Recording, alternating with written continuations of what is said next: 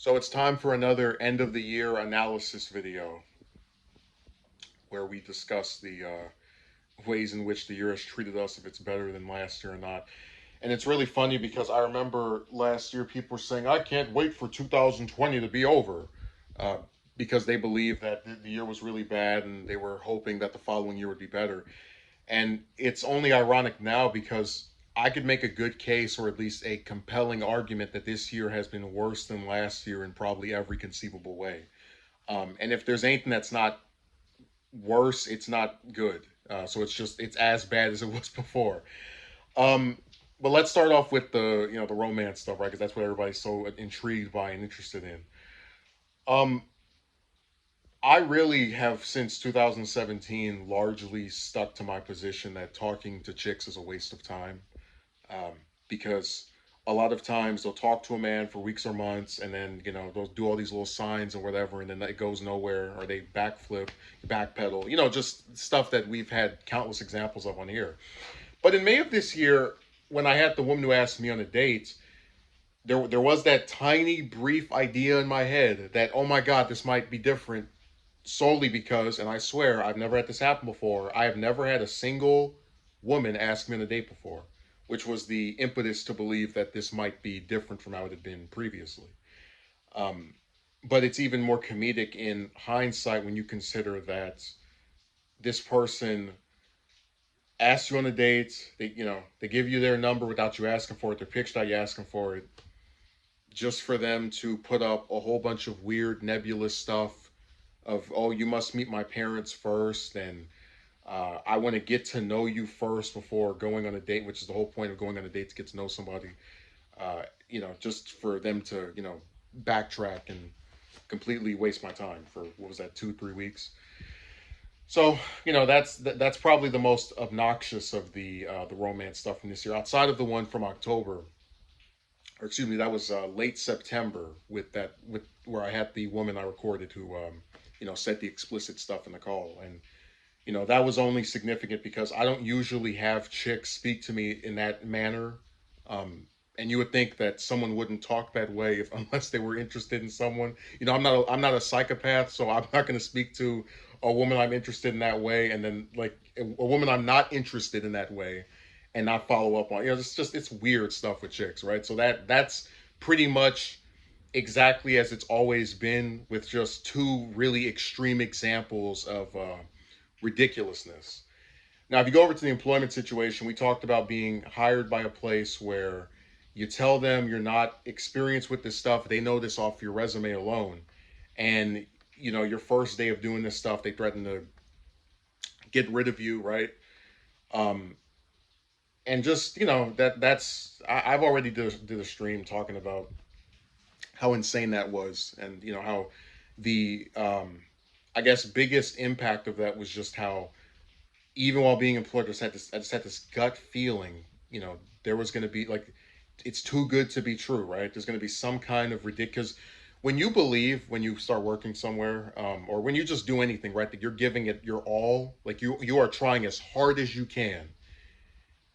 It's so hard to feel bad about your role in something. So, for example, if I were to, I don't know, work at a package place, right? I have to drop off packages, and every day I go out and I come there on time. And if I don't do as much as I am required to do, it's because of traffic or some other external factor, or at least I believe that I am doing as good as I can. I'm taking the different routes to get to these places on time. It's very hard to do all of what you believe you could have done and then look back and say, oh yeah, this was my fault. I feel so bad. And that's really why that is why I'm not really too. I'm only torn up about it in the sense that it's so frustrating to, like, month after month, hear nothing from employers. They get hired somewhere, just for them to give you a really ridiculously tiny amount of time to get accustomed to stuff before they're threatening your employment, and then they get rid of you. So just it was a really nasty affair, um, that I won't soon forget. Now, if we go over to the project related stuff, I had a voice actor in May. I remember it was the same day that place announced that I was, gotten rid of. So it was a nice little double whammy. uh, this voice actor I worked with for several years, someone I trusted, believed in, thought, they sometimes are take a little longer than I'd like for them to do stuff, but you can still rely on them because they always do it in the end. And it's always it's so frustrating to me that people online act like this. I don't know why when someone doesn't want to do something, they can't just say I'm not interested, right? Or I don't want to do this anymore. They have to be like willed into admitting what was already evident. So when you have a person who says, "Oh, I only recorded half of this stuff, but don't worry, I'll do it later," and then week after week, month after month goes by, no updates. You can almost kind of start seeing, but you still hold on hope because remember, in the past, they've always done what they said they would do, and then they finally say, I'm going to have to drop out." There's no way I can do something where the director gives me weeks or months to record stuff. I'm always busy, just total BS, right? And that played a big role in like why I only had 2 episodes of the show the whole year because I started writing season 4 because my thought process was every time I don't have more stuff written, it's always someone doing either everything that's there and then they disappear by the time I start writing again, which has happened with another person, or I end up just not writing anything period because I'm trying to do all the stuff that's already in front of me. And I had writer's block, so that ended up playing a big role in why I didn't finish writing all of season 4 this year. So it was just two things just back to back that hit me. You have this person that you believed was going to record this stuff, who you've worked with for years, stab you in the back, right? And no longer do the stuff that they said they would do. And then you have writer's block that prevents you from putting together a story that you like, that you believe in, that you think is probably the best of any of the stuff you've written for the show up to this point, but it just doesn't come out. And then the other, project related thing was having episode 3 copyright blocked in every country over the most ridiculous. And I guess no one was completely able to understand why that was so frustrating and disturbing. It's like if a copyright holder can sit contently, right, with or content with your video having their material in it for not one, not two, not three, not four, but 5 years, right? And then just decide one day, oh, we're going to make every video on this site that has our stuff in it gone. I think that, like what's safe? What can you use and not have to worry about in a year? Is this person going to get upset that I have their song for a minute of my 7-minute video? In 2 years, is this person going to get upset that their pictures in my video? Just stuff like that is really disturbing. And it's something that when people don't make content, they don't have to worry about. They don't have to worry about putting up a video and trying to get views on it, or maybe it's a video that doesn't have that many views, and then it's like okay because no harm, no gain. No one's messing with it. No one's watching it, but it's just there for people to watch until it's not because the copyright owner decided after half a decade to get rid of it. Um, so that was also something really frustrating, and it's like it goes back to that thing of how I don't blame myself because there's no way I could have predicted 5 years ago or 6 years ago at this point. I guess yeah, it was still 5, but I couldn't have predicted when I made that video the copyright owner would just decide half a decade later, well, I no longer want this in my video. So, just more frustrating stuff. It's always no gain, just pain. Loss, loss, loss. And then with the DVD videos I was doing, I actually almost canceled those too because people weren't watching. And I'm slowly like the only stuff I'll put up without any concern for how many views it gets is the political stuff. Um, but I was like, people claim they enjoy. Like I remember I had this one clown come on my channel. They were like, "Oh, make some gaming videos because that will get you more views." Then you make gaming videos, and then you're getting like 10, 20, 30, 40 views. And these aren't just videos where you just stick up some footage. You're putting this to editor, you're dubbing over with your voice to make it more personalized, more unique, and you're getting the same result. The same thing is repeating itself. And that's why I said that it almost like real life started to turn into a comic book where there's like this status quo that no matter what you do to break out of it, it always stays the same. We were even talking about doing, and we still might end up seeing this video get made, a romance comic book video where we just talked about how like a lot of the woman stuff, you have some man that like people tell him to go and talk to 10, 20, 50, 90, 100 women, just for a date. And then when it doesn't turn out the way he wants, he gets blamed regardless of what actually happened. Just because of their gender, they get, defenses, and people not actually trying to look at the specifics of these types of things because they're very close-minded and biased towards one group of people. Yeah, it's the status quo rearing its ugly head again. And that's why I just am not optimistic about a lot of stuff that like I had this one person come and say, "Oh, you're negative." Like, no, I just look at basic patterns, and that's how I decipher if I should be optimistic about something. Just like, for example, I thought No Way Home was good, so I'm looking forward to whatever comes out afterward. Of course, they still have a chance to make something I think is bad, but you know, because what was previously made was good, I'm more inclined to believe what will come next will also be good. So if you have a bad year, a year that's so bad that everything it just is worse. Like, I mean, I'm still leaving out certain stuff that I just don't want to talk about on this website. And if I'm as transparent as I am about most things, I think you can infer it's not something minor. But if I look at a year that was mostly bad, had very few highlights, almost nothing, right? I can infer that the next one's probably going to be bad, if not worse. Because I didn't think last year could be topped. It's like you have to sit here in your house. You're worried about this virus. Just you got a guy that is so creepy as to look up your channel just by knowing your voice and your first name, off of another website. Stuff like that was just it all added together to make me think there's no way next year can be even worse. But if we want to go into like not even just romance, but just like friendships or what's the way of saying it, platonic relationships too. It's like, I had this guy I spoke to for a year, and we did a video about him, setting the lying world record. Person I talked to for a year, and then they stab me in the back and start saying that they have no reason to talk to me and all the rest of this trash. um, it's stuff like that is just more proof of what I'm talking about when I said it was like this year has been like such a downward spiral. Like it's almost as if it went out of its way to see if it could be worse than next year by doing this thing of taking something I really liked and screwing with it, like with the interactions I had with that one guy, or setting things up to be better and then not following up on it. So, for example, the person who asked you on a date and then you agree and then nothing comes out of it other than her lying and making 900 excuses for why she changed her mind and backflipped.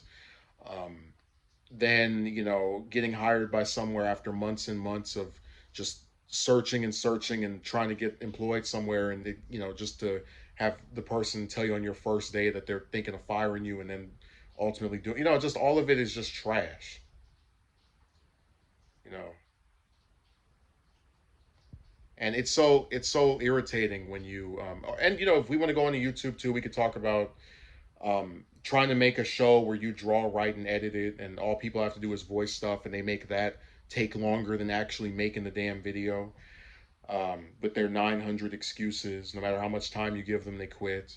All of that together, and then also you make a video. People tell you they want you to make a video, that they don't leave any comments. They don't, click the like button, engage with it. Just nothing. Just completely devoid. Which is one of the reasons why I said about this year or last year, I just decided I stopped caring about subscribers because they're just a way to make channels look bigger than they actually are. And after you reach a certain number of them, there's almost no point in wanting more of them. If people aren't going to watch, there's no point for you to be excited about more people subscribing. Um, you know, if I have to get 10,000 subs to get 5 comments on the video, that should tell you something.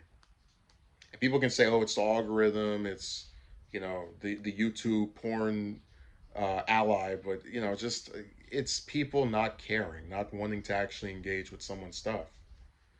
I have some people who've left 60 comments. I've had one person who left 400. So I know that if someone wants to comment on another person's channel, they can. They just choose not to. And that stuff, like we always people don't try to help or assist even in the most basic of ways. I always said I was more forgiving of people who don't donate or Patreon or any other stuff because I can understand financial restrictions, what just stuff I get, right? But how it always seems so weird to me that people can't leave comments, they can't thumb stuff up. It's just a really weird thing I've never been able to get about the vast majority of people who use this website. Um, it's been a really awful year. I'd give it on like a scale of 1 to 10. I'd probably give it maybe a 2, 3, 4.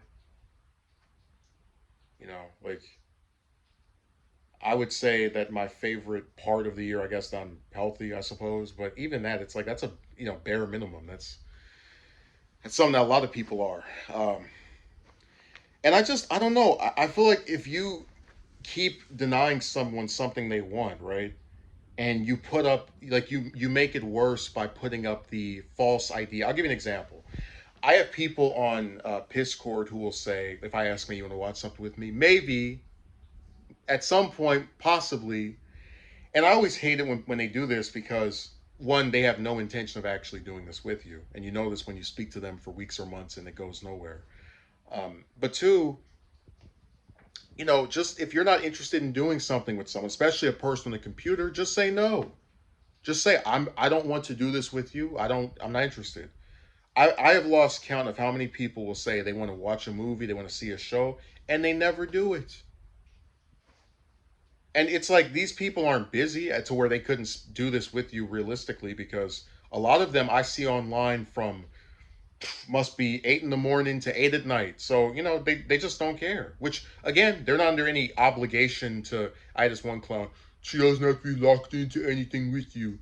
But if you make a verbal agreement with someone that you're considering doing something, I just think saying maybe is a really lazy way for people to get out of not actually making a commitment and like holding up this false hope that they might do something. Yeah, usually every time somebody tells me maybe or I might do this, on the internet especially, I just roll my eyes. I'm like, yeah, well, now we know what you're really going to do, which is nothing. Because every time I see it get used, it's never followed up with yes. I've only in all the time I've been online, and this doesn't even count technically because this wasn't even like a personal interaction. I've only seen one person say maybe and actually do it. So, for example, or rather, the example was I had a VA like 2 years ago. I was like, oh, if I put more detail into this, will you audition? And they said maybe, and they actually did it. So, outside of that, and I don't even want to count that because that's not even a like a personal dialogue between me and somebody else. But every time someone says maybe, it always ends with them not actually doing it.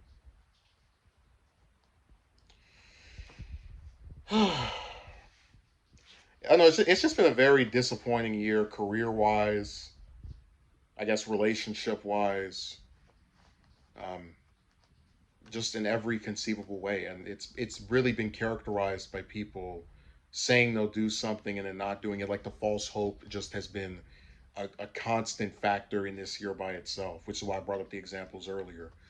Um, People just love wasting someone's time, and when you get upset about it, they act surprised, like, oh my. That's why I said that a lot of people, when they try to get upset with me over the position I have on romantic relationships or trying to get one with a woman or whatever, it's just like, what's the point of talking to people who are not interested in you and have shown this for years on the premise that eventually during the 10th, 11th, 12th, 13th year of asking them out, one of them will finally say yes. Something that if they were so different from each other, they would have done years ago. People don't think out stuff when they have opposition to it. That's why I had one person on Piscord who I stopped speaking to recently that was like, oh, I like this character, and I kind of don't really like him that much. And they ask me what's wrong with liking the character, so I sit here and I try to explain to them, what I don't like about them, and then their response is to like try to change topics. And I said, I don't believe someone should be forced to defend their position, but if I take the time to, in a sophisticated, non-insulting manner, articulate to you why I have a problem with something at your request, you know, that's also very rude to like ask somebody, why do you feel this way? And then they try to explain it to you, and then you just ignore it. But that's why I said people love wasting someone's time. So I'm just really tired of this website. I'm tired of just a lot of stuff. But I'm especially tired of this year. But I don't think next year is going to be any better. I give this year on a scale of 1 to 10, at most a 4, and even that's pushing it.